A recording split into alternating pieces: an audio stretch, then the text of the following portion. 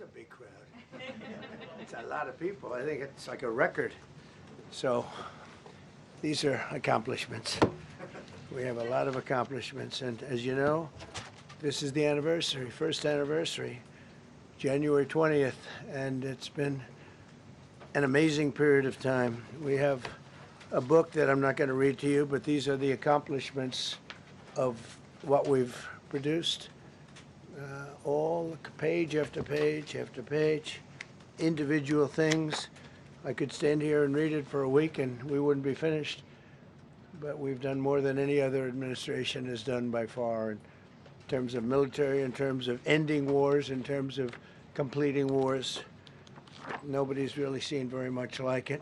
I think it's appropriate that because Minnesota is so much in the fray, and I say to my people all the time, and they're so busy doing other things, they don't say it like they should. They're apprehending murderers and drug dealers and a lot of bad people. And these are just some of the more recent ones that we have. And I can show you some of the people. Vicious, many of them murderers. These are all out of Minnesota, just Minnesota. I say, why don't you talk about that more? Because people don't know. Do you want to live with these people?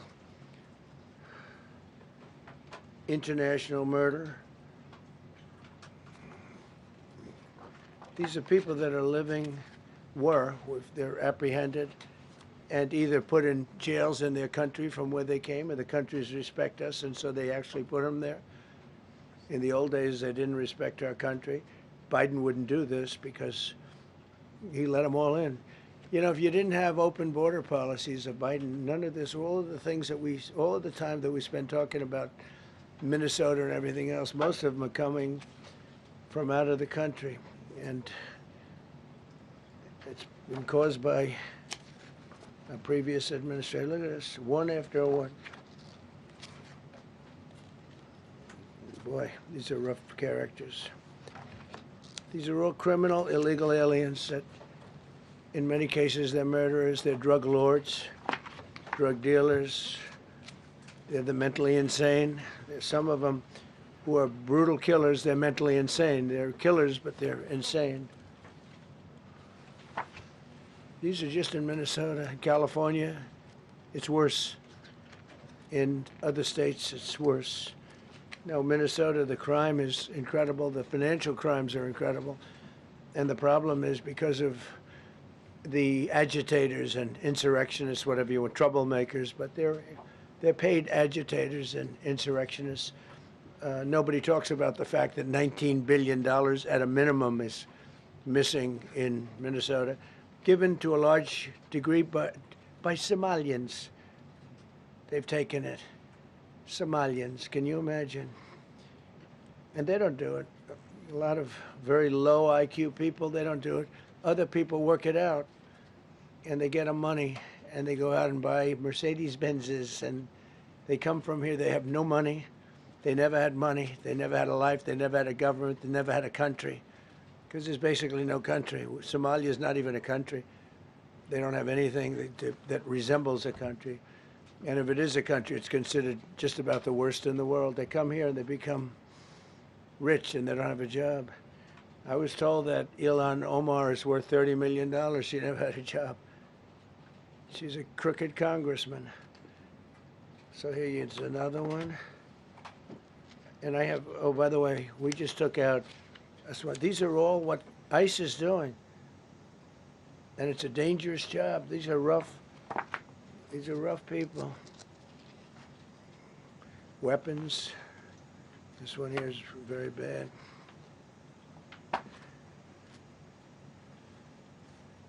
I'm going through this because I think we have plenty of time. I'm going to beautiful place in Switzerland where we'll be, I'm sure I'm very happily awaited for. In Switzerland, they don't know about this. They don't have this problem. They have other problems, but they don't have this problem. Look, killed somebody. Look, and these are rough people. These are not, this was all allowed into our country through open borders, these dumbest policies. You know, men and women's sports is dumb. But to me, having an open border for the world to come in, drug dealers and prisoners. Venezuela, as an example, opened their prisons into the United States. That's why one of the reasons I felt so strongly against Venezuela. Now I'm loving Venezuela. They've been working with us so well. It's been so nice. And an unbelievably nice woman also did a very incredible thing, as you know, a few days ago. We're talking to her, and maybe we can get her involved in some way. I'd love to be able to do that. Maria, maybe we can do that. But we're dealing with the people and the president and all of the people in Venezuela, and we've been doing great. The oil companies are getting ready to make massive investments there. They have more oil than even Saudi Arabia. There you go. These are rough water. This is all Minnesota, every one of them. This is one state out of many. And these people are, let's see, yeah, these are all, so far, people that came from outside of the country. They were allowed in by Sleepy Joe Biden, Crooked Joe Biden, whichever you like. You can call him whatever you like. They're both right. He's sleepy and he's crooked. He was the worst president we've ever had. And we've had some bad ones, too. I can tell you, all you have to do is look at trade. You're not getting bored with this, right? I hope you don't. But these are people that you have to see. Strong-arm rape, aggravated assault with a weapon, and many other crimes.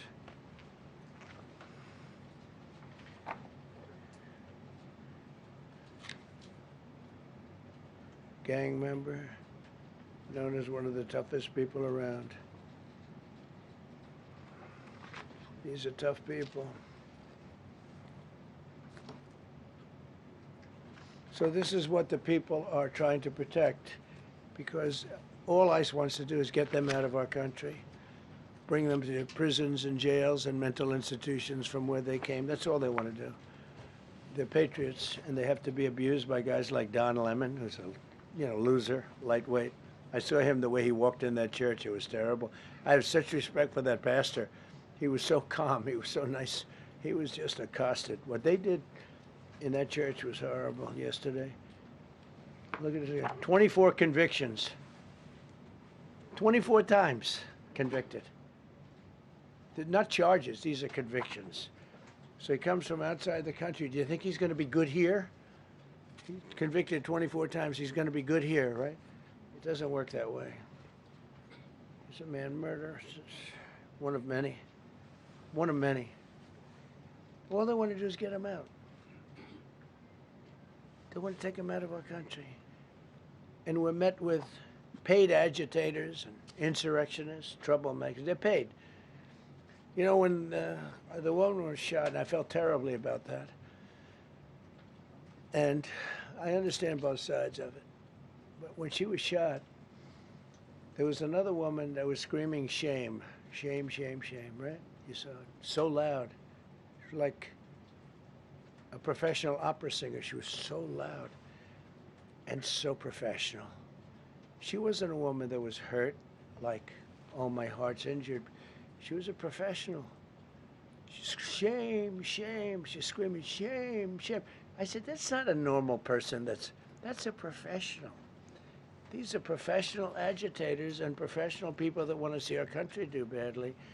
But that's not happening because we have the hottest country anywhere in the world, despite this stuff. Look at this. All top of the line criminals. They're not going to be good. They're not going to be well behaved here. I could do thousands. We had over 3,000 in the last fairly short while. Just in Minnesota. What's the number, Carol? 10,000. 10,000 criminals arrested in Minnesota alone.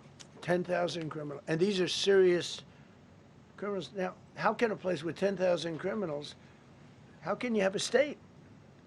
And yet they're fighting us. Yeah, I like that guy. Keeps nodding to me. You agree with me, I guess. I like him. I don't know who he is, but I like him. He keeps nodding. He says, "You're right." He's obviously a little on the right side, maybe. Look, these are rough ones. So this, we just took this off a stack. We have many stacks like this. Like, I could go 30 times what I'm showing you now.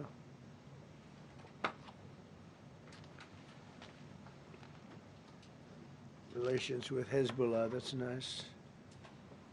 Why do we allow them in our country? I'm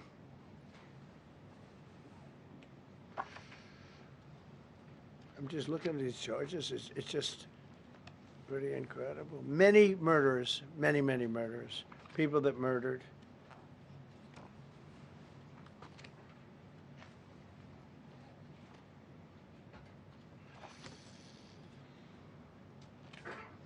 So what ICE does, and Border Patrol is incredible, too. I mean, Paul Perez and that group is incredible. Mostly Hispanic, by the way. They're like 60% Hispanic. You know, they talk about Hispanic. They're mostly Hispanic, right? And they're unbelievable people. And then they say, oh, we discriminate against. I love Hispanic. They are unbelievable. Entrepreneurial. They have everything. I did great. I did the highest. Nobody ever got numbers like I got from the standpoint of being a Republican. But even if you look at Texas, I won the entire border along Texas, between Texas and Mexico. It never happened before. Nobody's ever done that before. I did it. As a Republican, I did it. I love the Hispanic. And they accuse us of all sorts of things. 60% of the people we're talking about, they're the best people we have, and they're Hispanic. The Border Patrol is largely Hispanic. ICE is largely Hispanic. They're unbelievable people. I don't know how they can take the abuse. They're taking rough people like this, like all of them. We have 10,000 at least. I could have done 10,000 of them. You're lucky I only did like 100. And this isn't even the worst of the group. They have murderers. They have some people we can't use their picture for legal reasons, but they're up for murder in their own country. And we jeopardize their case. When we send them back and we coordinate with other countries. A tremendous amount of work. All allowed in here by an open border policy of the worst president in the history of our country. A man that didn't win the election, by the way, it's a rigged election. Everybody knows that now. And by the way, numbers are coming out that show it even more plainly. We caught him. So I just want you to know that it's a terrible thing. Here's the book on accomplishments. And this is something, I'm glad my finger wasn't in that sucker. That could have done some damage, but you know what? I wouldn't have shown the pain. I would have gone back. Boy, did you hear that? That was nasty. But I would not have shown the pain. I would have acted like nothing happened as my finger fell off. That was a nasty. I think somebody did that. It was him. It was my man. How were you? You didn't do it. I know you did. I know you didn't. So, but here's the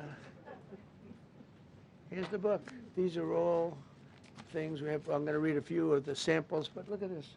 These are all, each line is something that we did. Nobody did that before. And it's big stuff, too. Look, we have the hottest country in the world. So, I will read you a few. We ended Biden's stagflation. We were in stagflation. That's a disaster. That's far worse than inflation. As you know, he had the biggest inflation in the history of our country. They say 48 years. Pick your choice. But they had the biggest inflation in the history of our country. We have it right down to a normal number now. We're going to get it even a little bit lower. Created super high.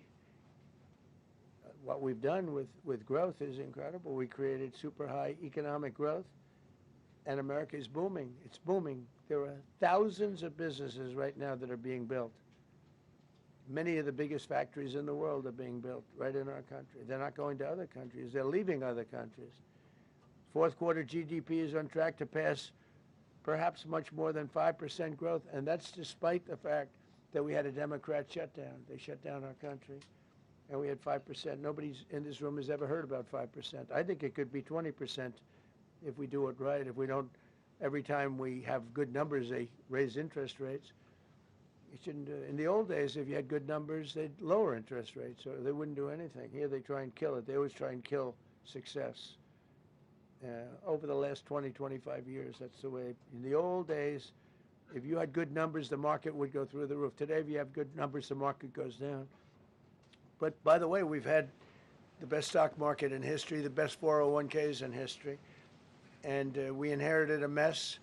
The numbers that we inherited were way up, and now we brought them, almost all of them, way down. We brought them way down. I mean, I'm not getting. Maybe I have the bad public relations people, but we're not getting it across. We inherited high numbers and we brought them way down.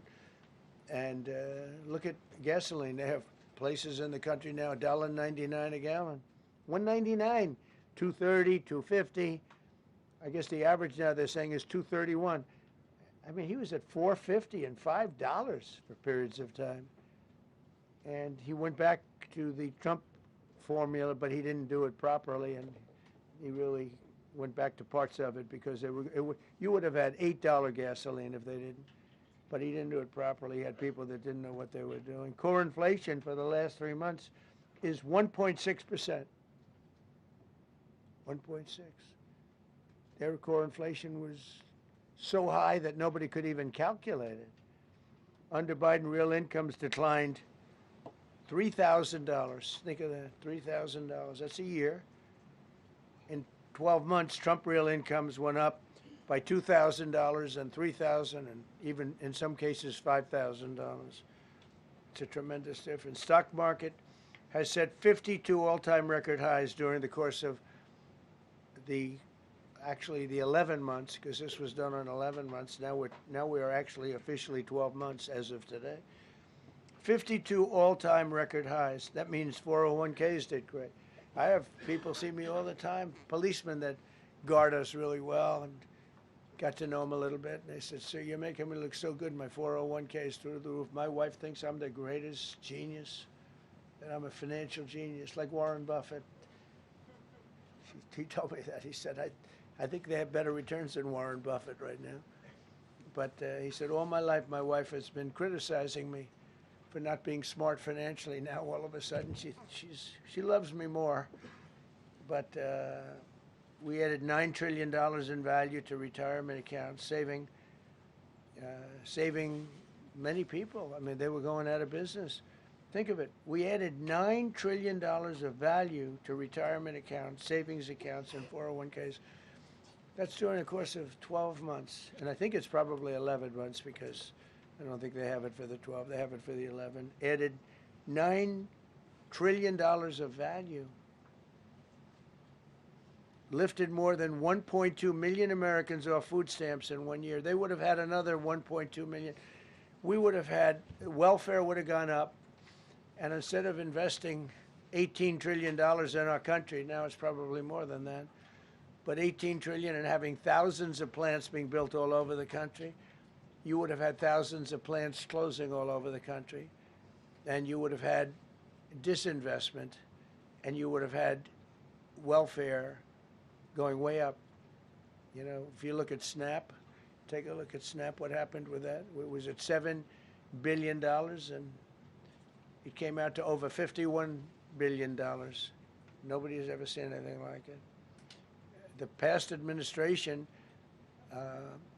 they had no clue. Or they were really bad, but they basically had no clue. But they did have a concept. I mean, they're still trying to sell the idea of men playing in women's sports. You saw that in the Supreme Court. I mean, some of those justices were fighting for them, too. They were fighting for them. But you saw that just the other day in the Supreme Court. Men playing in women's sport doesn't work. Secured a record-breaking $18 trillion in commitments for new investments. Apple, NVIDIA, SoftBank, Oracle, TSMC, Johnson & Johnson, Eli Lilly and Company, Micron, AstraZeneca, General Motors, Hyundai, Ford, Honda, GE Aerospace, many, many others. I left a Ford plant a week ago in Michigan that they were going to close 2 years ago, and now they just announced that they're going 24 hours around the clock making cars. Tariffs did it. I don't know what the Supreme Court's going to do. I think to me it reads so plainly. Couldn't be plainer. You're allowed to do a license. Tariff is probably less severe than what a license could be. But think of it. You're allowed to do a license, and then they have a clause at the end, something to the effect, or what is necessary, something to that effect.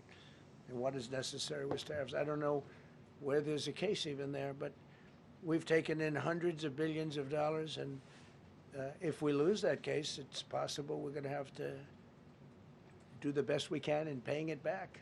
I don't know how that's going to be done very easily without hurting a lot of people. But we're waiting for that case anxiously, and we have tremendous national security because of tariffs and tremendous income. You know, we have, and by the way, no inflation. So everyone said, oh, tariffs will cause inflation. We have no inflation. We have very little inflation.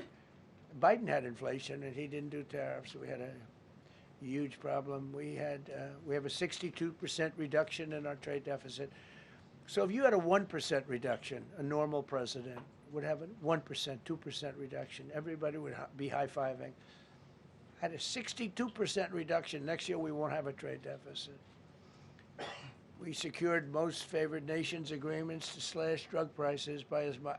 To me, I think this might be the biggest thing of all. We get zero talk about it. The New York Times had a story way in the back of the paper, a little story about it. I think it's the biggest thing there is. When you talk about health care, drug prices will go down more than ever before for any country, because we were priced at such a level that we were subsidizing the entire world, big place in the world. We were paying 10, 12, 13 times more than other countries. 13 times more, not 13%, 13 times more. A pill that was selling in London for $10 would sell in New York for $130. That's 13 times. More than that even. But we secured most favored nations agreements to slash drug prices by as much as 300, 400, 500, and even 600%, including with Pfizer, AstraZeneca, Eli Lilly, Nova Nordisk, Gilead Sciences, EMD, Serenio, and many others. If you look at some of the prices that are coming down, where a price would come down $1,300 coming down to $87. Think of it. So something that was costing $1,300 is now costing $87. And the fake news doesn't want to write about it. That's why I do this. I don't like to do this, to be honest with you. But I do it because got to get the word out. We signed one big, beautiful bill. I call it the Great Big Beautiful Bill, delivering the largest tax cuts in history. No tax on tips, no tax on Social Security, no tax on overtime. We made interest on car loans tax deductible for U.S.-built automobiles only. So if you buy an automobile built in the United States, we're not doing it for Germany and Canada and different places. We're doing it only if it's built here. We want them to be built here. A lot of the Canadian auto plants are closing and they're moving into the United States. Same thing with Mexico, same thing with Germany, and same thing with Japan and other countries. They're moving into the United States because of tariffs. Because they don't want to pay the tariffs. It's too much. They can't pay the tariffs. So they're coming here. Nothing different than what other smart countries did. But it works better for us. Under my leadership, it's not done properly, but it's done properly. We have, again, more plants being built than at any time in the history of our country. Passed the largest spending cuts in American history, and that was true in my first. We had a tremendous first term also. We rebuilt our military. We had one of the best. We had the best economy in the history of our country, but we're blowing it away now. When this stuff starts opening up, you're not going to see anything like it probably ever again. We slashed the federal budget deficit by 27% in a single year. Think of that, 27. You could do it 2%, 1%, a half a percent, 27%. And that's with all of the things we have to do, all of the people we have to put on the payroll to get rid of people that are murderers. Again, when you see people in Minnesota that are murderers, these people are fighting to keep them there. And I say to Christie and to Tom Homan, the great people, they're working so hard. Look at the border. The border is now secure. First time, Biden said you couldn't do it. You need legislation. I had no legislation. I said close the border. Within 1 month, we had almost nobody coming in. Now, for the last 8 months, nobody came into our country illegally. And I find that hard to believe because you'd think somebody, because it used to be millions of people just poured into our country. And the people that do that are Democrat sort of aligned. So, I mean, they're not doing me any favors. We had nobody come in. We have a very strong border. We have very few people coming up. They're not going to make the trek because they know they probably won't be coming in. So it's not as hard as you think. But I didn't have to go back. Remember, they said, we need legislation to close the border. They had millions of people coming in a month. We have nobody coming in. And we're getting the murderers out. Murderers, people from prisons and jails. Many countries opened up their prisons and dropped them into the United States. Those are the people we're getting out. And we have a lot of heart. And I said, you got to lighten up on this. We have a lot of heart for people. They came in illegally, but they're good people, and they're working now on farms, and they're working in luncheonettes and hotels and all. And we're looking to get the criminals out right now, the criminals. And I think it's very important. I mean, every once in a while you see a story, we take somebody. He should be out because they came in illegally. So in theory, they should be. But we're focused on the murderers, the drug dealers, the mentally insane. We have a lot of mentally insane killers. I mean, you can't even talk to them. It'd be nice if you could have a little reason, but you can't even reason. These are seriously ill people. You have a couple of countries where they were loaded up. Their mental institutions and insane asylums were loaded to the gills. They couldn't get. They're empty now. But they're filling up because we're bringing them all back. We know where they came from.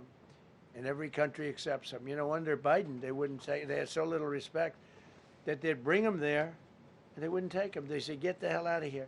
They would be bringing a plane in to land in a country, and they'd put 5 planes on the runway so you couldn't land the plane. So they'd come back with the people that they were bringing back. They don't do that with me. They do that with me, they have problems. They don't do it. They accept them back. They're not happy about it, but they accept them back. Cut a record number of regulations. I promised to eliminate 10 old regulations for every one new regulation. Instead, we cut 129 old regulations for each one added. Think of that. I want to do 10. In my first 4 years, I did. When we put on a new regulation, you had to cut 8. This year I said you have to cut 10. Instead, we cut 129. So every time, so far, can't remain like that, I don't imagine. I hope I can, because we have so much wasted regulation, stupid regulations. Regulations where they go by California, which is a disaster state, with a governor that truly is doing a bad job. He's killing that state. If he ever ran the country, this country would be Venezuela. Very quickly. Using tariffs slashed the U.S. trade deficit by an incredible 77%. The trade deficit is down, and that doesn't include the last month where we had our best month. We slashed the trade deficit by an incredible 77% in 1 year with no inflation, something that everyone said could not be done. So we had essentially no inflation. In fact, the last month we had almost no inflation. But we slashed the trade deficit by 77%. If you slashed it by 1%, that was good. Again, we did that with tariffs and intelligence. We did that with November 5th, great election. We secured historic trade deals to reduce barriers on U.S. exports with countries covering 40% of all U.S. trade. Think of that. American exports are up by more than $150 billion this year. People said, oh, we're not exporting. All we do is buy. If you keep buying, you're not going to have a country for very long. So we increased exports by more than $150 billion. Investment in American factories is up 41%. That's a record.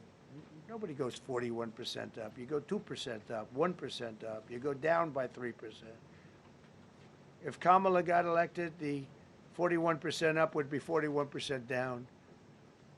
We removed over 270,000 bureaucrats from the federal payroll. That's another thing. So we have, we announce our unemployment numbers, call it unemployment or employment. And they were very good, but we could make them great. But we've slashed tremendous numbers of people off the federal payroll. Because ultimately, if you're on the federal payroll, I mean, we have jobs where they had 10 people for every job. So we cut. Now, if you want to see some good numbers, I'll hire 1 million people. We cut millions of people off the federal payroll. I don't like doing that, but the good news, I don't feel badly because they're getting private sector jobs and they're getting sometimes twice as much money, 3 times as much money. They're getting factory jobs. They're getting much better jobs and much higher pay.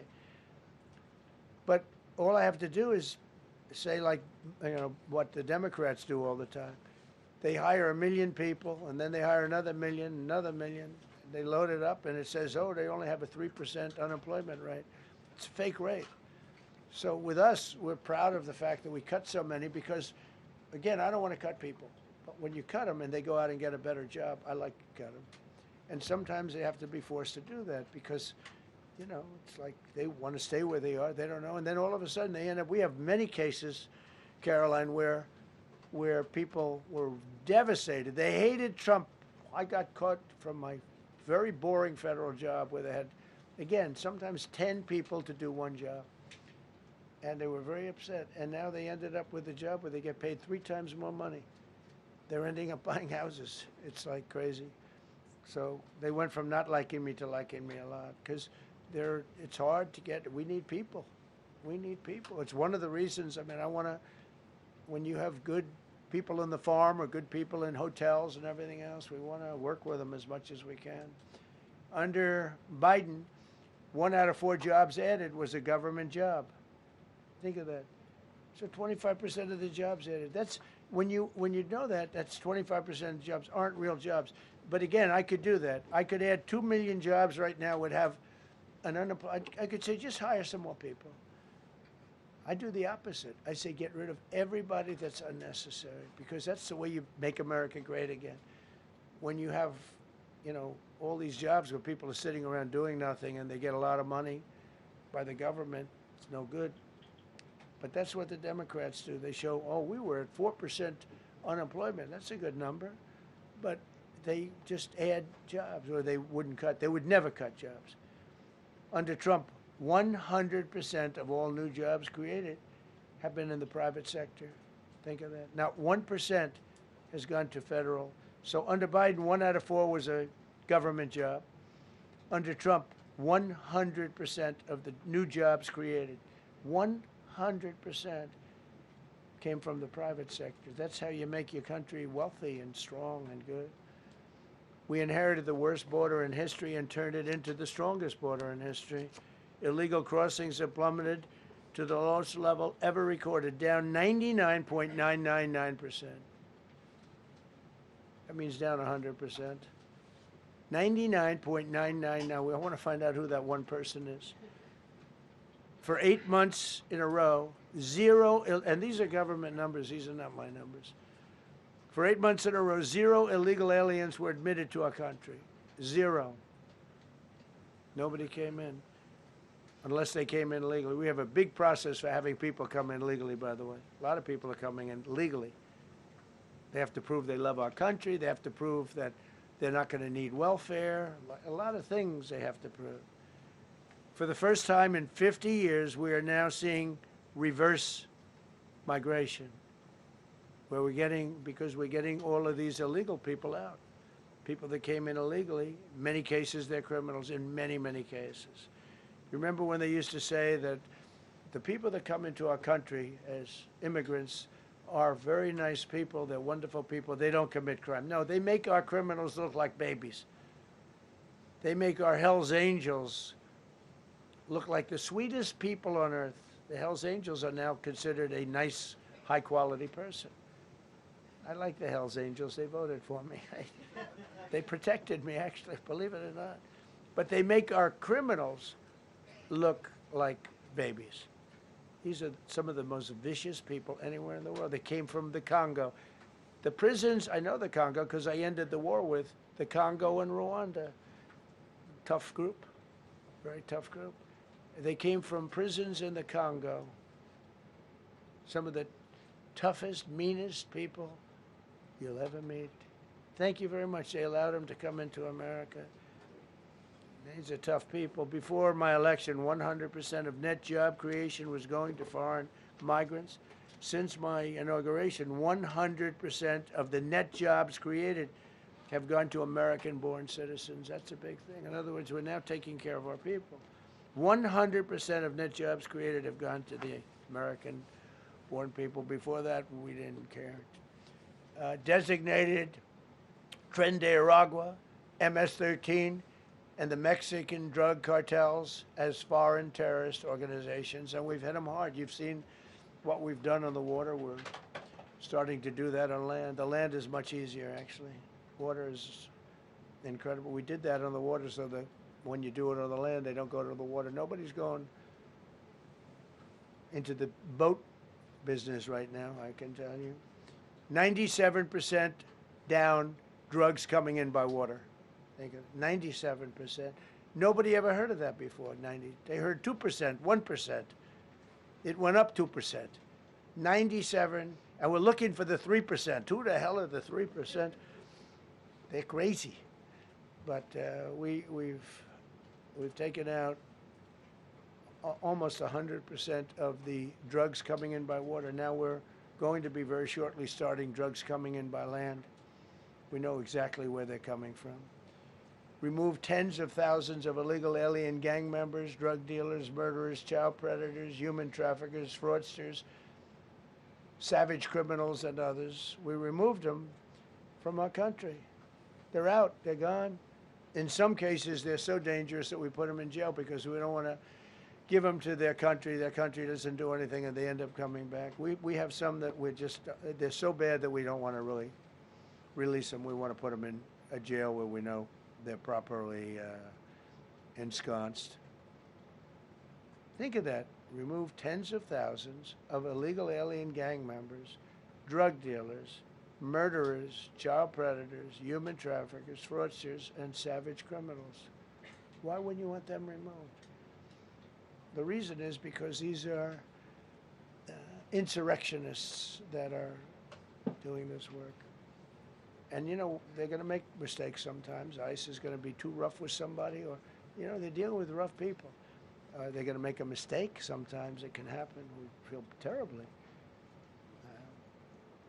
I felt horribly when I was told that the young woman who was had the tragedy. It's a tragedy. It's a horrible thing. Everybody would say, ICE would say the same thing.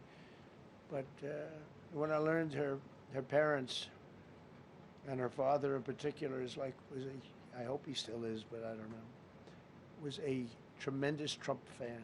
He was all for Trump, loved Trump. And, you know, it's terrible. I was told that by a lot of people. They said, oh, he loves you. He was I hope he still feels that way. I don't know. It's a hard situation. But her father was a tremendous, and parents were tremendous Trump fans.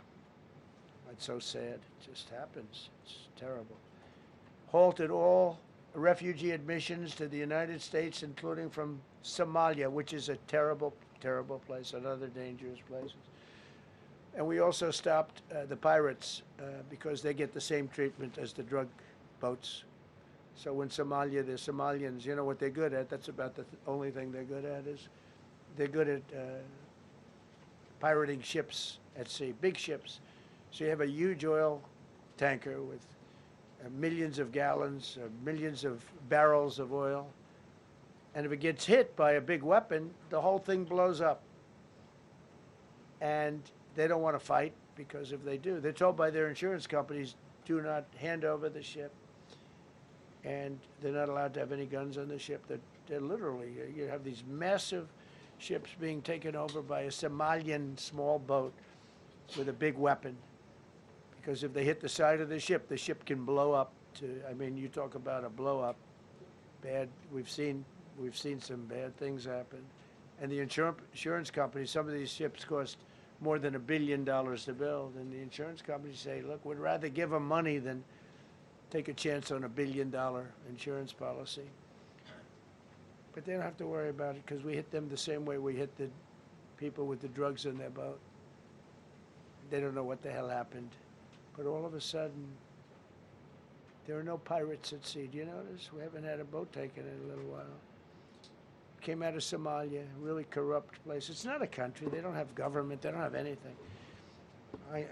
I always hate to see this. Ilan Omar, she comes from Somalia, a backward country, probably the worst country. They say it's the worst country in the world, if it's a country. I don't even think it's a country. There's no organization, no anything.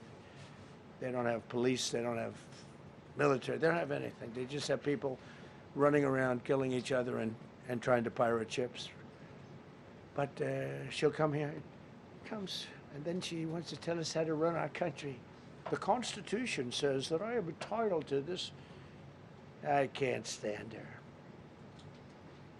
Terminated all taxpayer-funded benefits for illegal aliens and kicked 275,000 illegals off of Social Security. They were illegally getting Social Security. 275,000 people. I'm telling you, it's not that this is pleasurable, but if I were an elected president, this country was going to be destroyed quickly, very quickly. I think within a year, if you had Kamala or a Joe type. I mean, Joe was a disaster, but if you had Kamala, he was the replacement. I was up by like 25 points on Joe, and they said, hey, let's get somebody else. This never happened. Well, I had so many firsts. You're leading somebody by a lot, and they say, oh, let's take him out, let's put somebody. That's like I said to Dana White the other night. I said, you know, Dana, it's like you have a fighter, two fighters, one guy is winning by a lot. And they say, oh, let's take this guy out, let's put a new fighter in the ring with him. That's what happened to me. I was doing great with Biden. The whole campaign was against Biden. All the money was spent against Biden, and all of a sudden I got Kamala. Everyone said, who the hell is she? But that didn't work out too well for them, but never happened before. We are about lots of firsts. Designated English as the official language of the United States of America. We did that very powerfully.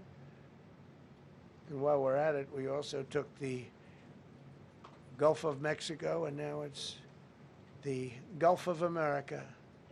Because we have 92% of the shoreline. It always bothered me. I'd say, you know, we have most of the shoreline. Mexico has a small percentage, talks about 8%.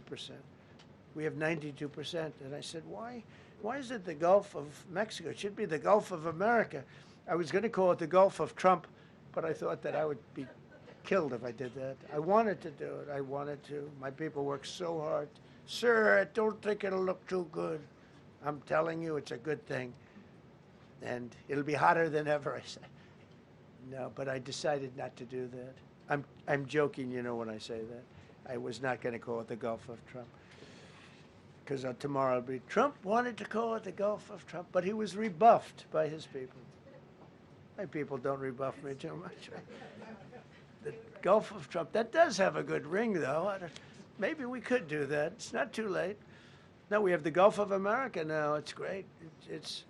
Our country is proud for the attack on Venezuela, the attack on the Iran nuclear capability, wiped it out. I mean, first administration, Soleimani, the father of the roadside bomb, al-Baghdadi, the father of ISIS, who was rebuilding ISIS. We wiped them out. Done a great job. Signed an order that will end birthright citizenship for children of illegal migrants. You know, that case is in court right now. That case was meant for the children of slaves. All you have to do is look at the years. Look at the years where the cases were filed and where the decisions were made. They were right at the end of the Civil War. They're trying to say that, you know, China's making a big business out of that. They come to the country, they have a child, they're American citizen, they get all the benefits. It had nothing to do with that. That was for the children of slaves. And I hope the Supreme Court so rules. designated fentanyl as a weapon of mass destruction. It is. We lost, I believe, 300,000 people this year. 300,000 people. That's like filling up one of those big football stadiums 5 times. It's not even believable. I mean, you could be in a war and you wouldn't lose that many people. So we designated fentanyl a weapon of mass destruction. Conducted numerous successful military strikes against narco-terrorists operating in our hemisphere, including the water strikes. Drugs brought in by ocean. So I told you that we're down by, I mean, close to 100%. It's hard to get somebody to pilot those boats. Very hard. They have to be people that don't watch television, don't read the news. And we just blew up their facility. They had a docking facility where the drugs were stored. And now we have a great relationship with Venezuela. We're getting along fantastically with the leadership in Venezuela, so we wouldn't have to do that. This was done before the attack. But we captured and brought to justice the outlaw dictator of Venezuela, Nicolas Maduro, who, through drugs, killed millions of people in our country. Tremendous drug dealer. Also sent millions of people into our country, including Tren de Aragua, the worst gang. They say it's the worst gang in the world. They took over parts of Colorado. They just take the apartment building. They just took it away. Just took it away like we're here. They cut the hand off one man because he called the police. Who called the police? I did. You took my apartment from me. Boom. No hand. This is what they sent us. Restoring law and order, new category. D.C. and Memphis, federal task forces deployed massive numbers of federal law enforcement officers and National Guard to restore safety. Crime down in D.C. is almost down to nothing.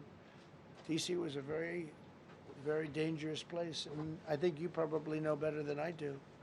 I have a lot of people in the media thanked me for that, but some of them found it hard to thank me. But, you know, D.C. is now, look how beautiful.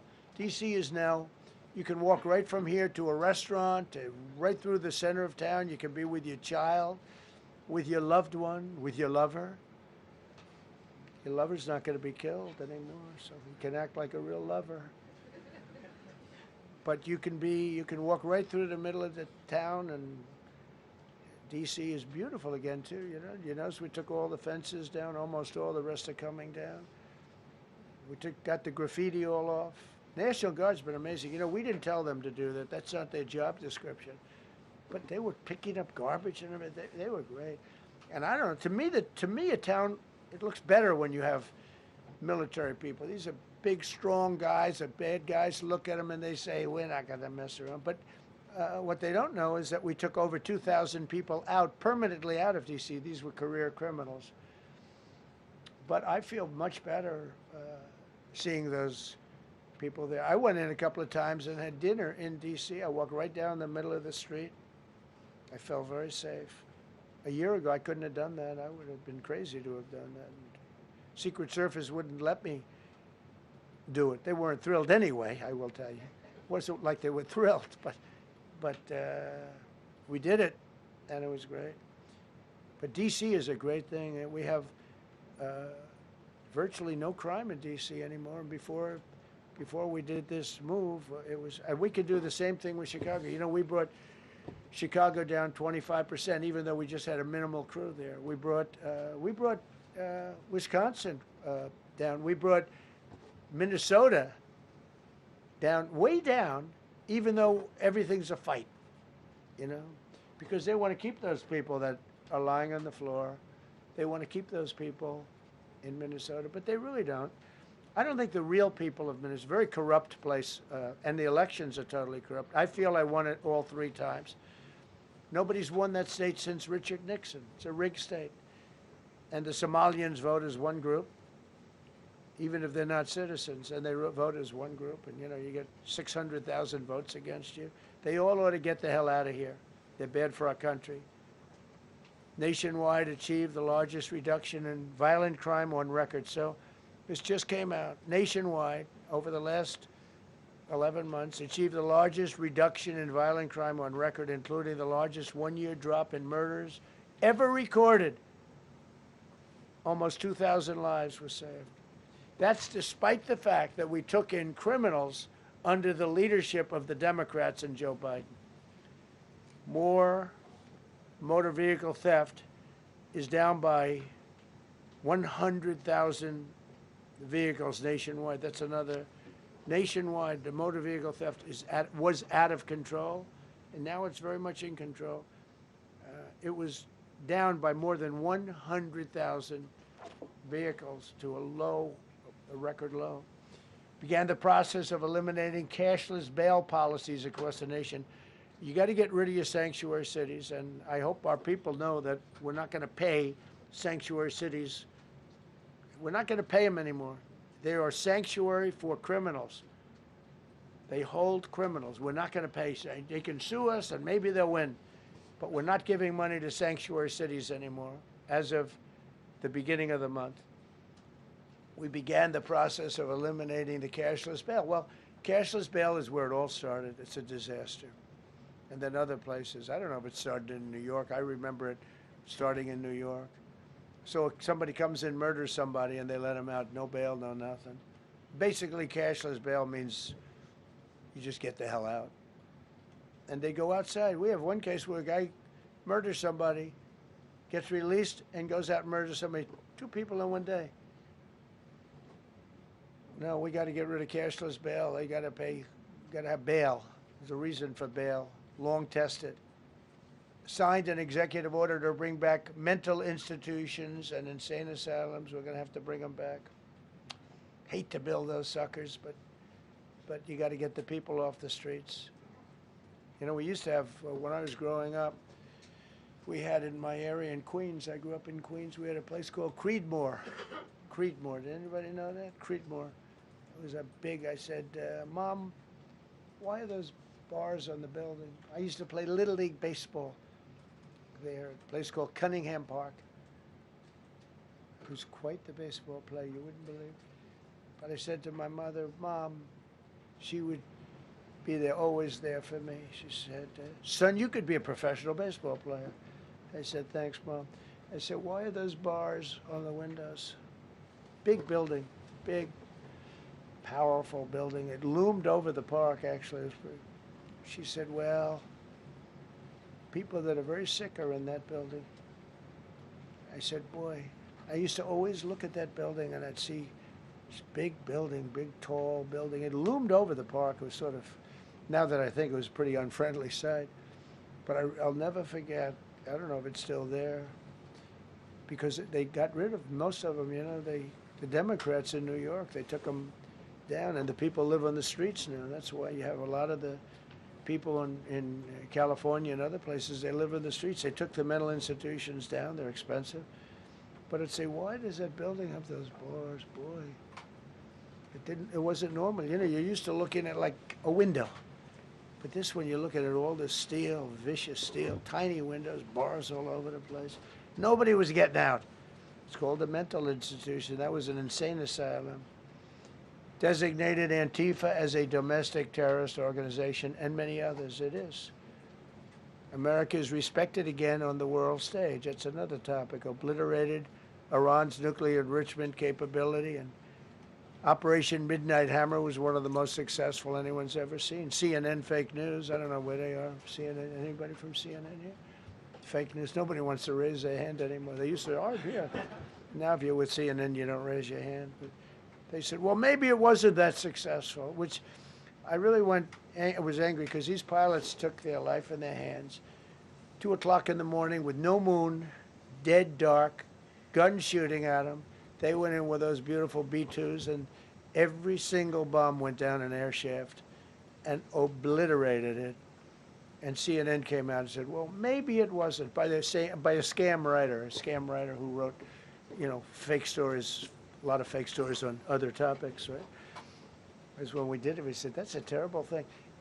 You know, the pilots came back and they said, we hit everything. They did a great job. Then on top of that, we launched from a submarine about 30 Tomahawks on top of everything else. The place was obliterated. CNN said, well, maybe it wasn't that bad.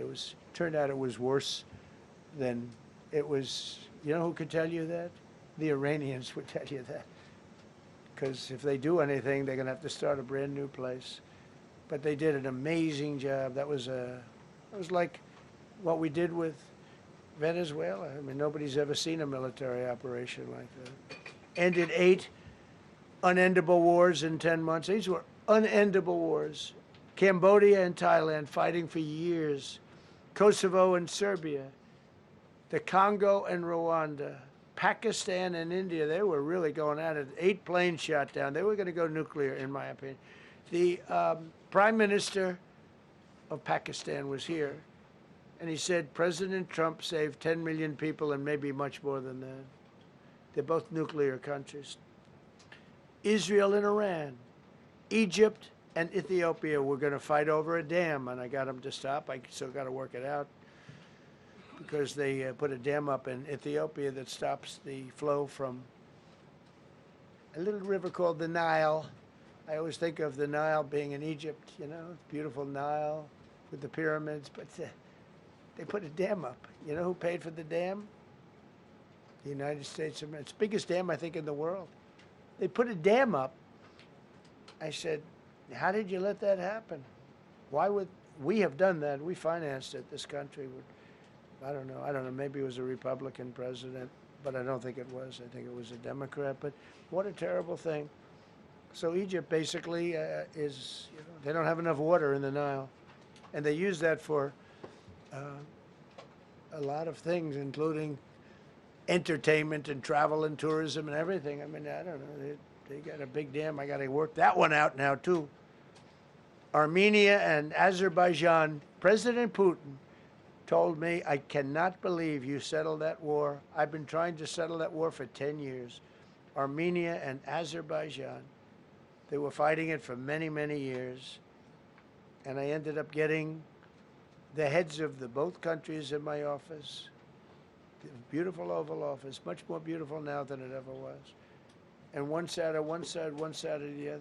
He said, you know, I've been the head of Azerbaijan for 22 years, and for 22 years I've been killing his people. And the other gentleman, and both very good guys, said, I've been here for 7 years, and for 7 years I've been killing his people. And they started over there, and within an hour they were next to each other, and by the time we ended, they were hugging each other, and it's been a great peace, you know? Should have gotten the Nobel Prize for each war, but I don't say that. I saved millions and millions of people. And don't let anyone tell you that Norway doesn't control the shots, okay? It's in Norway. Norway controls the shots. They'll say, we have nothing to do with it. It's a joke. They've lost such prestige. That's why I have such respect for Maria doing what she did. She said, I don't deserve the Nobel Prize. He does. When she got it, they said, wow, that's amazing. I thought President Trump would get it. President Trump deserves it. He ended up 8 wars. How nice, right? It's a good woman. Got all 20 living hostages returned to their families, and the remains, they all came out. We got the 20 living hostages. We got the 28 hostages. They have 1 left that we think we know where it is. Amazing.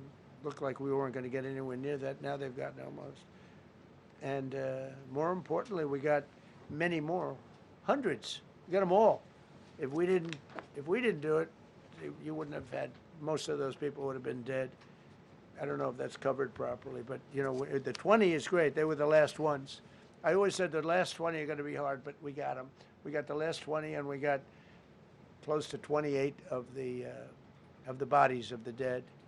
And to those parents, that was just as important as getting their son back alive. They were almost even more intent on they knew their son was dead. They wanted to get the body. I got him back.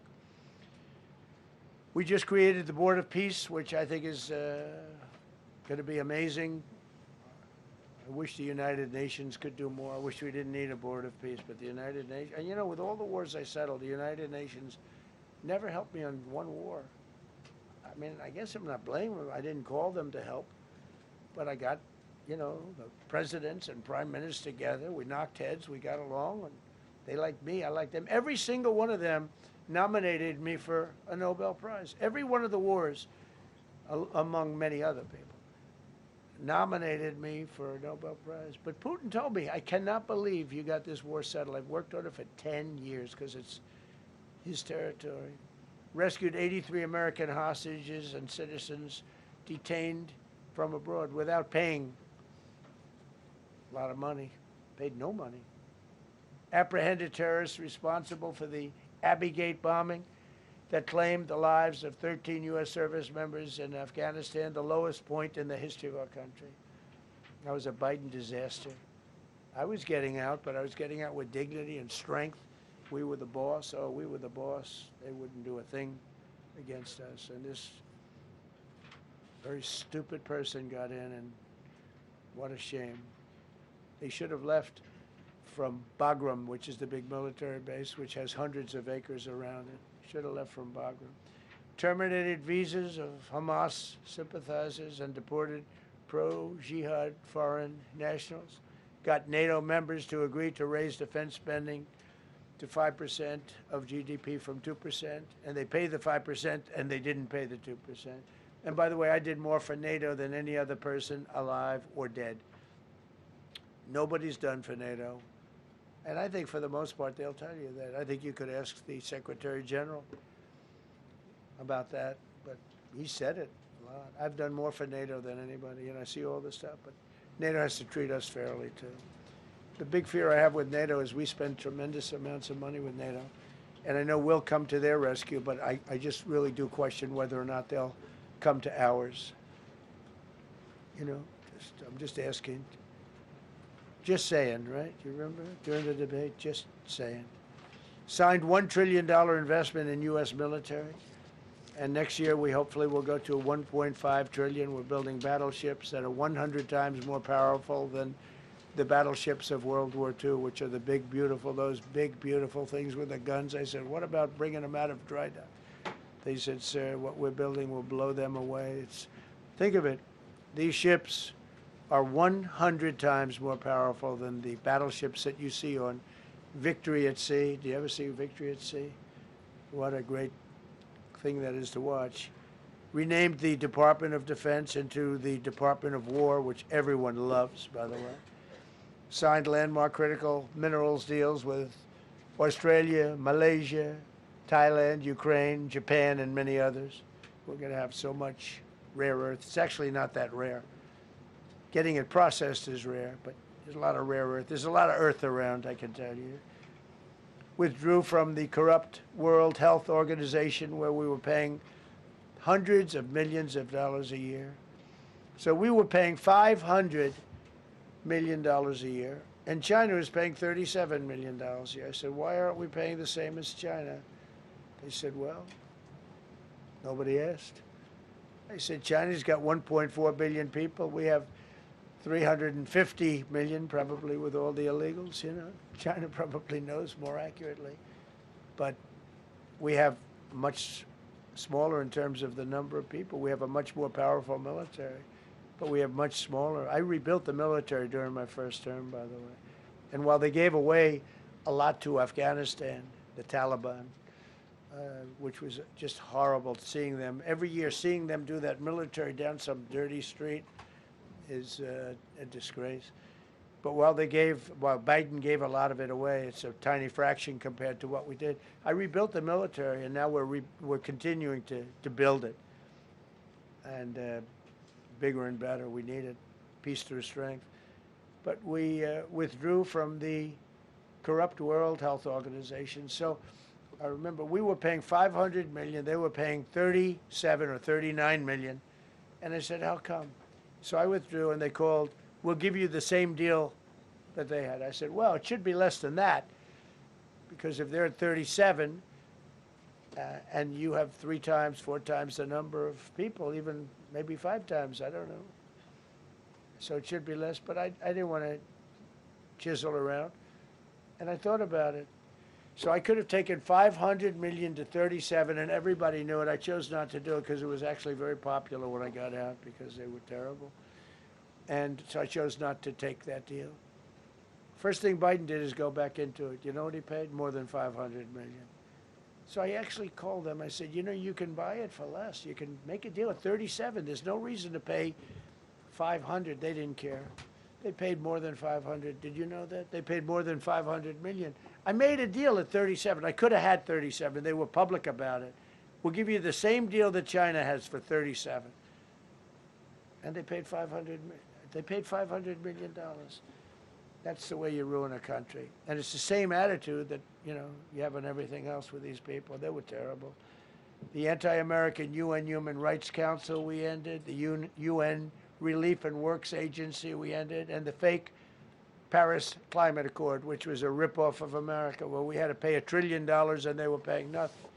China didn't kick in until 2035. We kicked in immediately. We were supposed to pay $1 trillion. Russia went to a standard of 1991, which was a dirtier standard. But we had to pay top dollar. So I terminated that. Another Rick. We ended the woke lunacy and restored common sense, abolished all discriminatory diversity, equity, and inclusion DEI policies throughout the federal government and the private sector. They're gone, everybody. They're gone. Terrible. Terminated the Green New Scam and ended the insane electric vehicle mandate. I love electric vehicles. That caused me a little problem with a man named Elon. But he understands, and he's a good guy.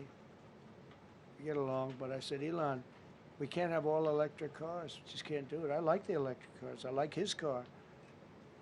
But in particular, I like his car. But we can't do that because some people don't want an electric car by 2030. And to build the power stations all over the country would have cost $4 trillion. $4 trillion. That's more than any country has. If you got China, the United States, and everyone, you couldn't do it. And it would have taken years. And yet they were supposed to be switching over electric vehicle mandate. Some people don't like electric cars. Some people want hybrids. Some people want regular gasoline-powered cars. We have more gasoline than anybody. And now with Venezuela, we have 62% of the market when you include Venezuela. So I ended the Green New Scam and I ended the insane electric vehicle mandate. Now you can buy a gasoline-powered car, a hybrid, and you can buy a electric vehicle. I mean, if you think, if you want electric, you can buy it. Make a good deal on them right now because they made a lot of them. Permanently stopped Joe Biden's ridiculous CAFE standards. That's having to do with the environment, so ridiculous. Cancel the EPA's absurd, totally absurd, tailpipe emission standard, which made you spend hundreds of thousands. It made for hundreds of thousands of cars. The numbers, the cost numbers were incredible that the consumer has to pay. Imposed 25% tariff on all foreign automobiles and 100% tariff on Chinese cars which don't come into the country because of tariffs. Only because of tariffs. We didn't have tariffs, you wouldn't have any car. We have now more car factories being built in the United States than ever before because of tariffs. If they take those tariffs away, China will eat our lunch. They'll take all of our car business. Now, there's another way of doing it, but it's more cumbersome, et cetera, et cetera. I don't want to scare you, but it's much more cumbersome, not as good for national security as this. We have a perfect system right now. We're making a fortune. We've never been stronger, and I hope the Supreme Court does the right thing for our country, because if they don't, it's such a problem. It's just so, it would be so sad. We're doing so well because of tariffs. And the people that are heading up the lawsuit, like there's a guy named Leonard Leo, who's bad guy, and people that are very China-oriented and foreign car-oriented and foreign business-oriented, but in particular China, they're suing to get rid of tariffs because they don't want tariffs, like Coke. Coke has businesses outside of the United States. If you have them outside, you don't want tariffs. But because of tariffs, they treat us well. Without tariffs, they would treat us very badly. As you saw for many years, they respect us more now than they ever have respected us, by a lot. And revoked the California emissions waiver to stop San Francisco communists from regulating the automobile industry and destroying automobiles and the industry in the nation. I was with Bill Ford of Ford Motors. I was with all the people at General Motors the other day, and they are making more money and building more cars than they are doing so good. All because of tariffs and what I've done. And they're building their plants all in the United States. Reopened Anwar for drilling. That's a big deal. Launched a massive Alaskan pipeline project to export natural gas to Asia. We made a deal with South Korea and with Japan that gives us money, the likes of which nobody's ever seen before. Signed executive orders to end Biden's war on coal and I say clean, beautiful coal. I never say the word coal. It has to be preceded by the words clean, beautiful coal. And put miners back to work. The miners love Trump. I think I got 100% of their vote. We banned transgenders from the military. We don't want transgender in the military. Ordered reinstatement of patriots expelled from our military with full back pay. So we had some people that were terminated, and they're coming back into our military. Fired the woke boards of visitors at our military service academies. The boards of visitors were run by radical left, maybe communists, maybe not, but they were still heavily radical left, and they were bad for us. Signed an executive order to remove anti-American propaganda from federal museums and national parks. Required the federal employees to return to work in person or be fired. We don't want them sitting in their home or in their bed working. We want them in an office that we're paying for in Washington, D.C., or wherever it may be. And we've largely taken care of that mess. That was crazy. I guarantee you they're out on the ball fields. I guarantee you they're out playing golf. And you can't run a country or a company that way. I think it's happening even so with countries and companies. But we had so many of our federal workers, they wouldn't come into work. Signed an order banning all government censorship and restoring free speech. Made it the official policy of the United States government that there are only two genders. This was not a tough one. Two genders. Can anybody guess what they are? Male and female. I think the Democrats know that too, but they refuse to admit it. Ban the use of puberty blockers, hormone injections, and other chemical and surgical mutilation of children. Can you imagine saying this 15 years ago? That we banned the use of puberty blockers, hormone injections, and other chemical and surgical mutilation of our children. You know, when I say it, do I have to say that? I actually asked my people today, yes, sir, because that's where the country went. Banned men from playing in women's sports. Big Supreme Court case on that. I mean, I can't believe it. Some of the justices were fighting hard for men to be able to play in women's sports, a couple of them. I can't imagine it, but I think anybody that rules that way should lose a lot of credibility. But we banned men from playing in women's sports. All you have to do is look at the records, look at weightlifting records, look at swimming records, look at track and field. It's not fair. It's very demeaning to women. Banned transgender ideology and critical race theory from our schools. Secured unprecedented settlements with Brown University, Columbia University, and many other colleges, including the University of Pennsylvania, where I went, the great old Wharton School of Finance.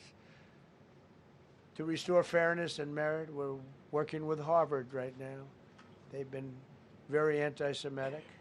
Terrible what they've done. And we'll see what happens. I hear we have a deal, but who the hell knows with them? They have a lawyer that wants to show how hot he is.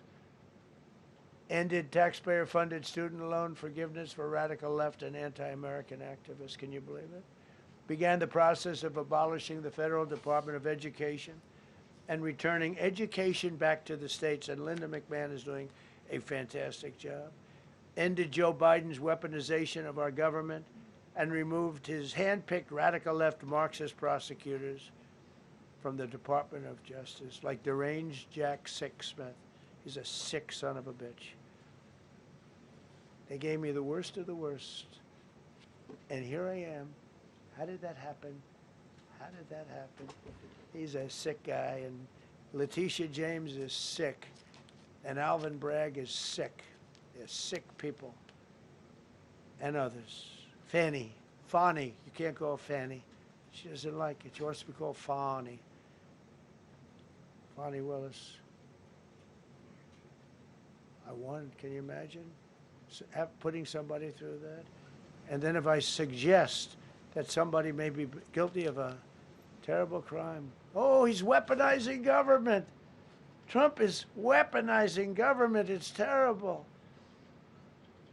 Can you imagine?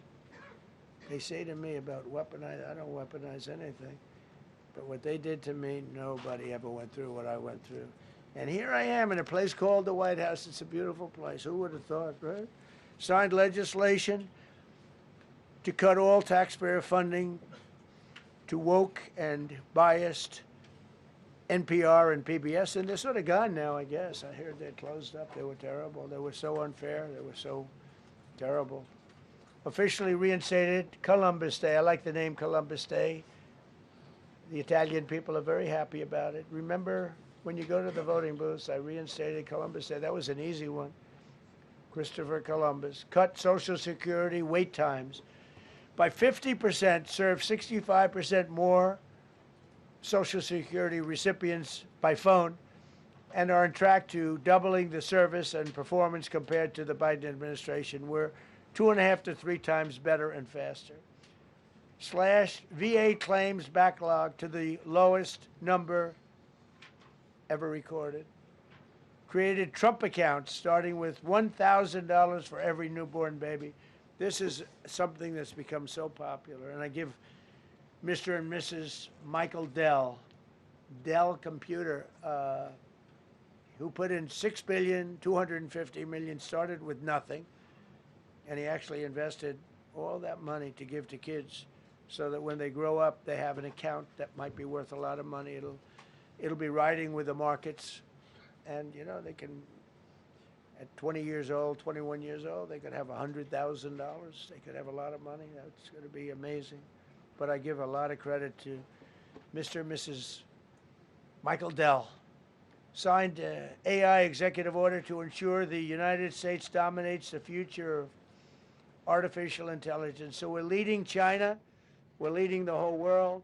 We're producing more electricity than we ever have because I'm allowing every one of those plants to build their own electric facility. We're giving them very, very fast approvals, unlike Los Angeles with the fire. So the federal government, I want to give a lot of credit to Lee Zeldin.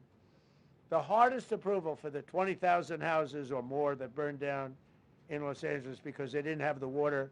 They didn't allow the water to come down from the Pacific Northwest. They routed the water into the Pacific Ocean. So we had no water there.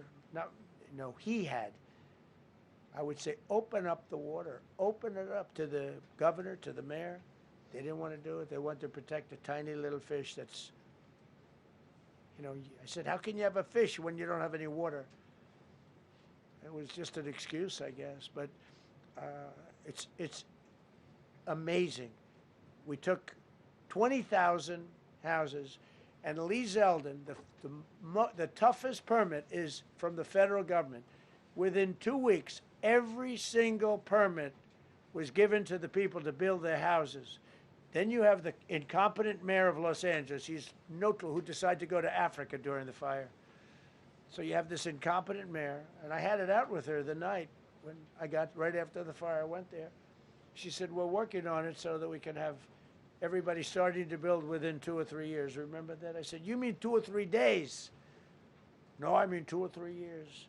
And the place went crazy. Well, they still haven't gotten their permits. But every federal permit, every single one has been given a year ago.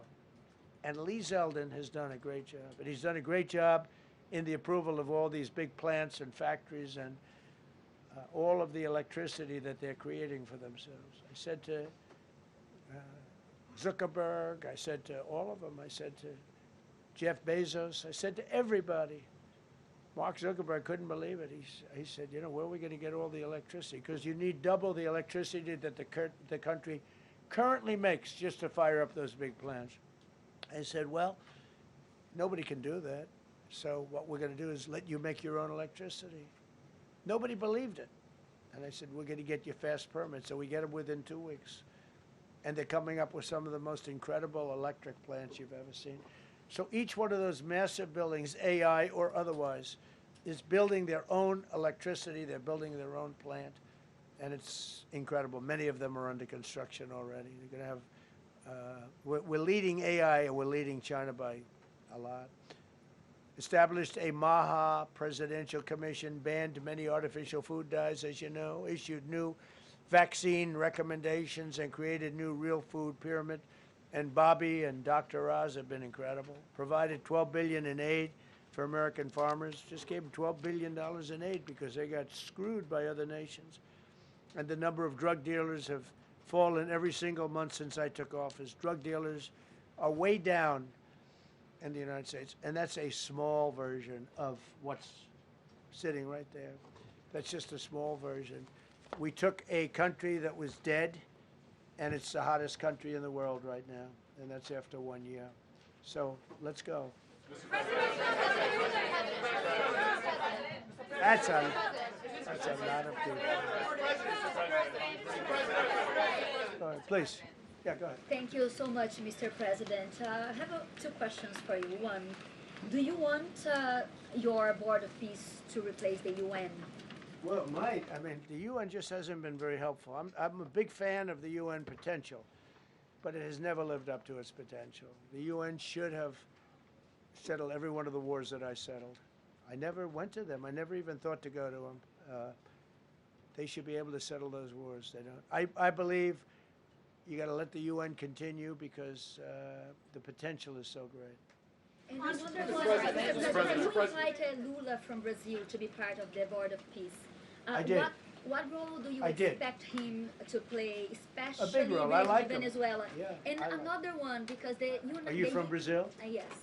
The EU and Mercosur just signed a trade agreement this weekend, which is going to be the biggest trade zone, free zone in the world. Right. At the moment, you are talking a lot about tariffs.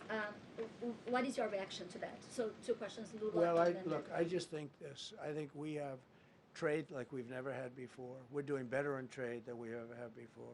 We're not being ripped off by every country in the world like we were before.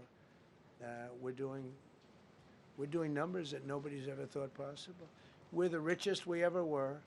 It's because of tariffs and the proper use of tariffs, and we're also the most secure. As an example, Iceland, without tariffs, they wouldn't even be talking to us about it. So we'll see what happens. I think it's going to work out quite well. Yeah, right behind. Thank you, Mr. President. How would you characterize your relationship with Emmanuel Macron and Keir Starmer right now? And have you spoken to them since your Truth Social post last No, I night? haven't, but I think I get along very well with them. I mean, they always treat me well. They get a little bit rough when they're, when I'm not around. But when I'm around, they treat me very nicely. And I like both of them. They're both liberal. They've got to straighten out their countries. You can't, London is having a lot of problems, and if you look at Paris, got a lot of problems. They have two problems, immigration and energy. They got to stop with the windmills, and they got to go back like UK has an unbelievable asset called the North Sea.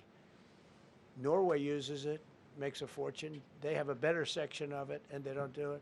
They could straighten out their countries, and it would be good. But I get along very well with them. You told Norway's prime minister. Are you from Norway? No. You look like you would be from Norway. But she looks like she's from Norway. Go ahead. You told Norway's prime minister that you not winning the Nobel Peace Prize made you feel less obligated to think purely of peace. Well, I lost a lot of respect for Norway. And I believe very affect... strongly that Norway controls the Nobel Prize. But you have to understand, I settled 8 wars. I've had every one of those wars, every participant wrote, I didn't ask them to do it. They sent in strong they make recommendations for that. But I settled 8 wars. No president's probably ever settled 1 war. I don't know, think of it. I did 8.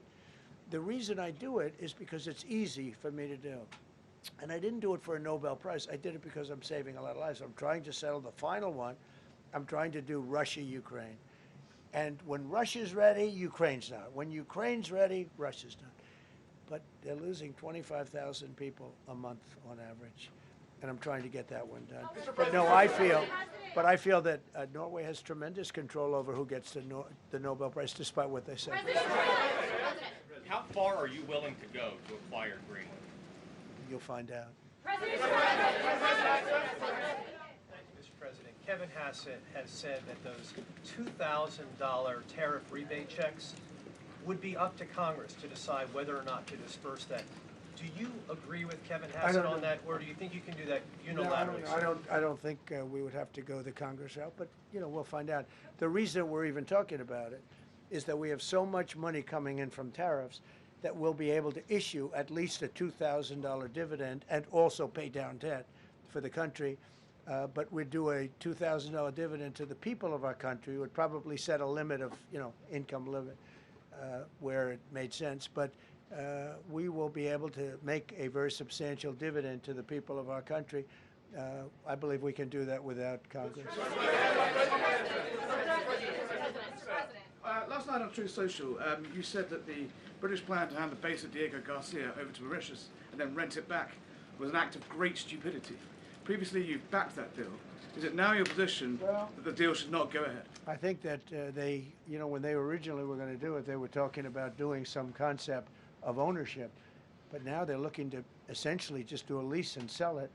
And I'm against that. It's a reasonably nothing like Greenland, but it's a reasonably important area of the globe. Not to anywhere near Greenland, but I think they should keep it. I don't know why they're doing it. Do they need money?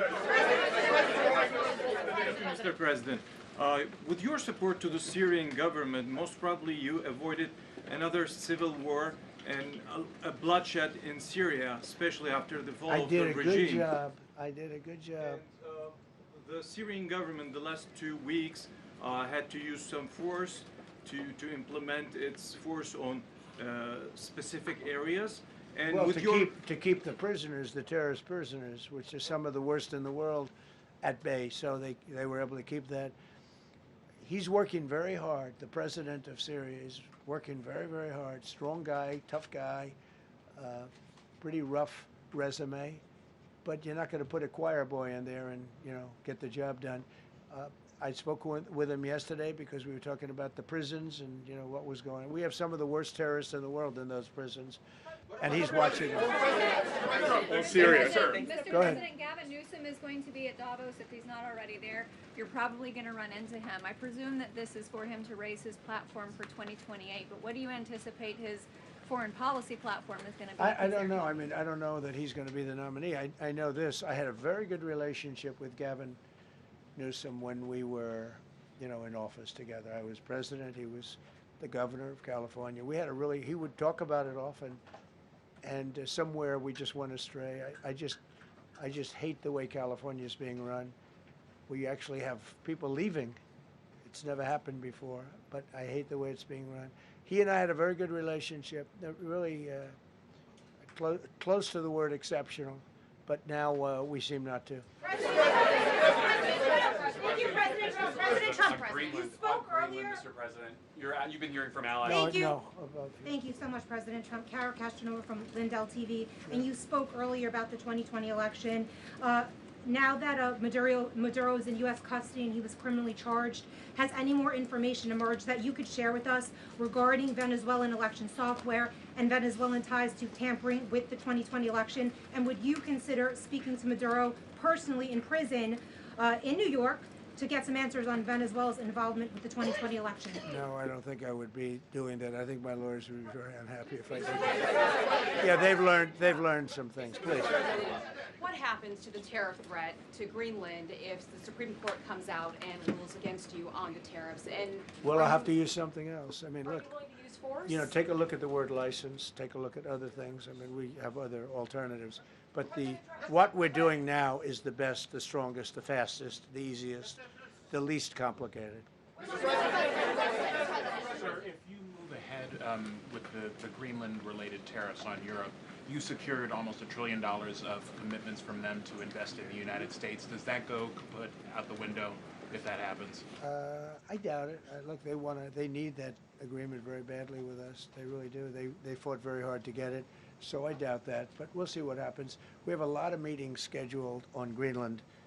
I'm leaving tonight, as you know, for Davos, and we have a lot of meetings scheduled on Greenland. And I think things are going to work out pretty well, actually. Thank you, Mr. President. Will you still go to Paris for the G7 emergency meeting as offered by President Macron? No, I wouldn't do that.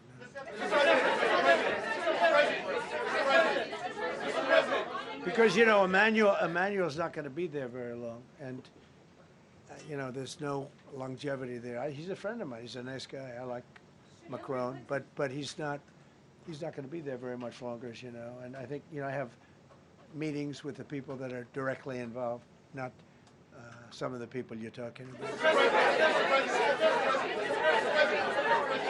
Thank you so much. Thank you so much, Mr. President. And happy You know, New I've Year. never seen this room like this. Is this a celebration of the first year? Yes. Have you ever seen it? I've never seen this many. I hope we have a very good. I hope we have a very good structural floor. You know, this used to be a swimming pool. You're sitting over a swimming pool. I could see that happening. But we need a good structure here, don't we, huh? Yeah. Thank you so much, Mr. President. Happy 1 year anniversary. Thank you. And my question is on Syria. The Kurds, as the most loyal U.S. partners, facing attacks by some Syrian elements within the Syrian government. Will you do to ensure the Kurdish rights protected and their effective forces against terrorism in Rojava, Syria continued, as the Kurdish see you as a president does not abandon his allies? Well, I like the Kurds, but just so you understand, the Kurds were paid tremendous amounts of money, were given oil and other things, so they were doing it for themselves, more so than they were doing it for us, but we got along with the Kurds, and we are trying to protect the Kurds, that's correct. Ahead of your speech in Davos, can you give us a preview of what we can expect as far as, you know, laying out the plans for Americans to be able to buy homes? I think more than anything else, what I'm going to be speaking about is the tremendous success that we've had in 1 year. I didn't think we could do it this fast. Think of it, it's just now 12 months, and you know, I say it often, we have the most successful country in the world, we have the hottest country anywhere in the world by far, and this country would have been absolutely stone cold dead. And I'm going to be talking about it. I'm going to be, because, you know, a lot of them could use some of the advice as to what we did. They need energy. You take a look at their energy policy, they're going to destroy themselves with what they're doing with the windmills and all the nonsense. They need energy help badly, or they're going to be in big trouble, and they need immigration help badly. How much longer do you want to go? Call it. I do. I have a very important call with President Erdogan, who I like a lot. All right, one or two more questions. Go ahead. Thank you, Mr. President. During Go your ahead, second, please. Go ahead. One Thank you, question Mr. about President. Red. Yes. Thank you, Mr. President. The red blouse. Go ahead. You talked a lot at the beginning of this about the economy, some positive economic indicators. Polling shows the majority of Americans don't feel the economy is doing well. Are you worried you're making the same mistake as President Biden by telling No, them? I hope I don't make the same mistake as him. Look, I inherited a terrible, it's a great question, because we inherited a terrible, terrible mess between the border, between all the problems. The whole country was falling apart. And in 12 months, less than 12 months, in 12 months, we have the strongest border we've ever had. We have prices that are much, much lower than they were for the last. We inherited very high prices. We inherited, remember this, inflation was at a historic high. We had never had inflation like that. They say 48 years, but whether it's 48 years or ever, we had the highest inflation, in my opinion, that we've ever had. Prices, because of that, were very high. I inherited, we brought down eggs immediately. Remember the first news conference, they were screaming at me about eggs. I was in the position for 2 days, and we brought eggs down to lower than what they were before. And by the way, they continue that way. We brought the prices down from when I came into office and from what Biden had, way down. We're going to bring them down further. But the job we did is a miracle. One of the reasons I'm doing this today is to explain. We inherited a mess, and we've made it a beautiful, beautiful picture. Think of gasoline at $1.99 in many states. $1.99 a gallon. It was $4.50, $5, in some cases $6 or $7. We're at $1.99. And energy is so big that with energy, everything else comes down. But the prices are coming way down, and we're going to bring them down further. But we started up here with these guys. We inherited a country that was broken. We inherited a country, and I have a very warm spot. We've done very well with Venezuela, and by the way, that even in itself is going to help us bring down the oil prices. I mean, the Venezuelan oil, we've taken 50 million gallons of oil. We've taken 50 million barrels of oil out of Venezuela in the first 4 days. We've got millions of barrels of oil left. We're selling it on the open market. We're bringing down oil prices incredibly. And when they come down, and they've already come down, again, $1.99 a gallon for oil. Nobody thought they'd ever see it. All right, one or two more.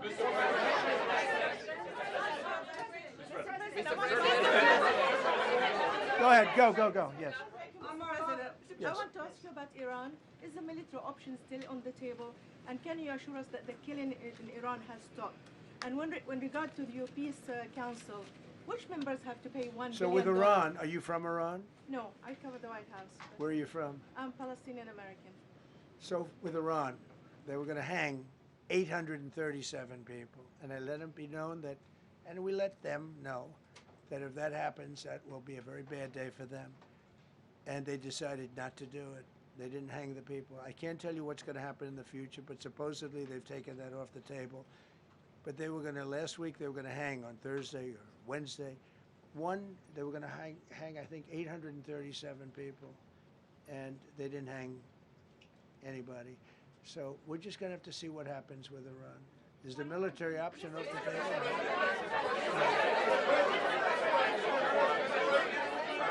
Go ahead. Thank you, Mr. President. President Trump. Thank you, President Trump. Go ahead, please. Thank you, Mr. President. Go ahead, I'll take your question. Okay, thank you, Thank you, Go Mr. ahead, President. right here. Thank you, Mr. President. You promised during your second inaugural to always put America first. I'm curious, how would you winning the Nobel Peace Prize improve the lives of average, everyday Americans? Why is this prize so important? It wouldn't improve the lives of any.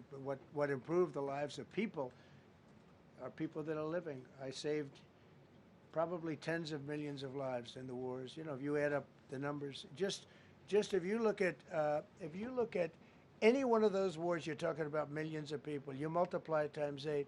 But when you look at India and Pakistan, that could have been 10, 15, 20 million people. Could have been more than that. So I saved millions of people. So that, to me, is the big thing. What?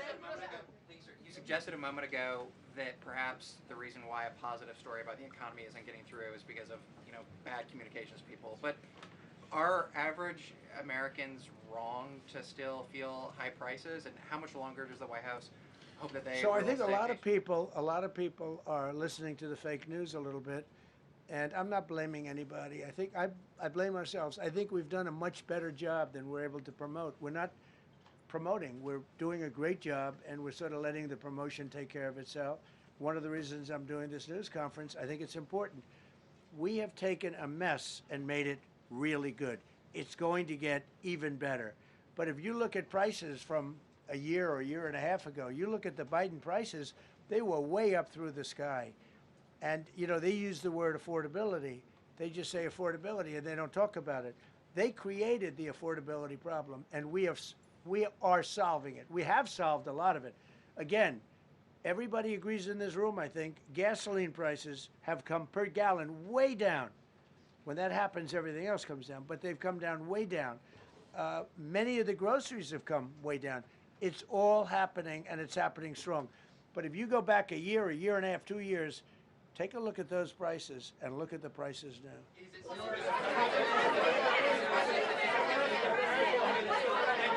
Mr. President, on Venezuela, you made a condition. Where are you from? I'm from Spain. Nice place. Thank you. You made a condition that the political prisoners should be freed. It seems that they are not being as fast as they promised in the beginning. Would that be an issue for the current government? They've agreed that they're going to let, I guess, most of them out. All of them. Depends on what they did, but they have released a lot of. Released a lot of political prisoners in Venezuela. Mr. President, earlier on last year, you had mentioned, you had indicated that you wanted to take back the Panama Canal. I know we've heard a lot about Greenland. Is that still on the table? I don't want to tell you that. Sort of. I must say, sort of. That's sort of. Okay, one more. Yes, blonde, blue. Yes, go ahead, ma'am. Go ahead with the blue, holding the computer. If a consequence of your determination to take control of Greenland is the ultimate breakup of the NATO alliance, is that a price you're willing to pay? You mean the breakup of it's very the interesting. NATO alliance? Question. So I think something's going to happen that's going to be very good for everybody. Nobody's done more for NATO than I have, as I said before, in every way. Getting them to go up to 5% of GDP was something that nobody thought was possible, and pay. At 2%, they weren't paying. At 5%, they are paying. And they're buying a lot of things from us, and they're giving them, I guess, to Ukraine. That's up to them, but they're giving them to whoever they're giving them to, but they're buying a lot. I think that we will work something out where NATO is going to be very happy and where we're going to be very happy. But we need it for security purposes. We need it for national security and even world security. It's very important. How about it? Thank you very much. First of all, last year you told me that you believe that the reason you won the election is because God put you in this place so that you could save the world. Looking back 1 year, do you feel like God is proud of the effort that you've put in? I do, actually. I think God is very proud of the job I've done. And that includes for religion. You know, we're protecting a lot of people that are being killed. Christians, and Jewish people, and lots of people are being protected by me that wouldn't be protected by another type of president. No, I think a lot of people are very proud of the job we've done. We've had an amazing year. This has been one of the greatest years. Even some people that wouldn't necessarily love me instinctively, they're saying this was an incredible year. We've had an incredible year economically. Look at our border. Our border was a disaster. People poured. It was an invasion into our country of a lot of very bad people. Good people too, but a lot of very bad people from prisons and drug dealers and gangs and horrible people, murderers, thousands and thousands of murderers allowed into our country.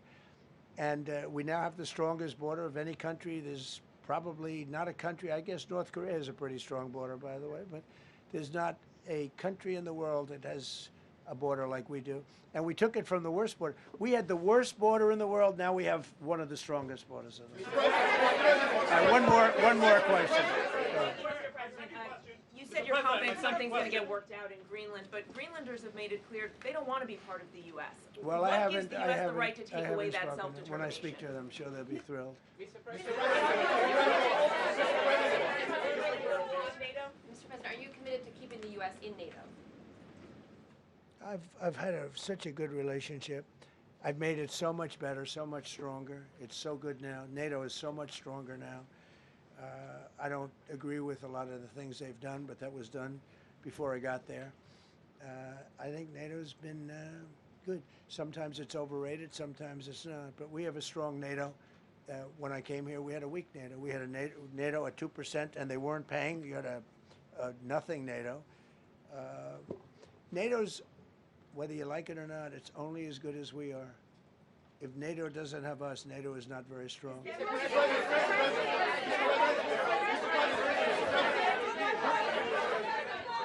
Thank you. Yes, no, behind you, please. Thank you, President Trump. Yes, go ahead. Really appreciate it, sir. We heard a long list of accomplishments from the last year. Could you cherry pick the top 3? And then looking forward, what are your 3 most important priorities in 2026?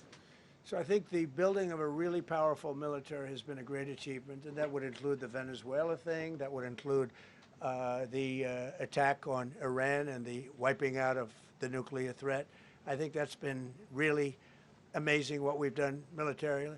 I think what we've done in business has been incredible. We have $18 trillion coming in. Plants are being built all over. Thousands of plants are being built all over the country. 18 trillion is a record. No country has ever come anywhere even close to that. I think that's a record.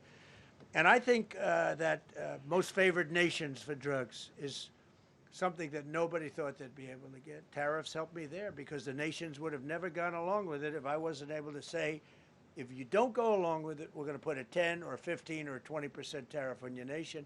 And they went along. And our drug prices are going to come down at numbers never even seen before, never even thought possible before. So those would be three things. Thank you. Thank you all very much.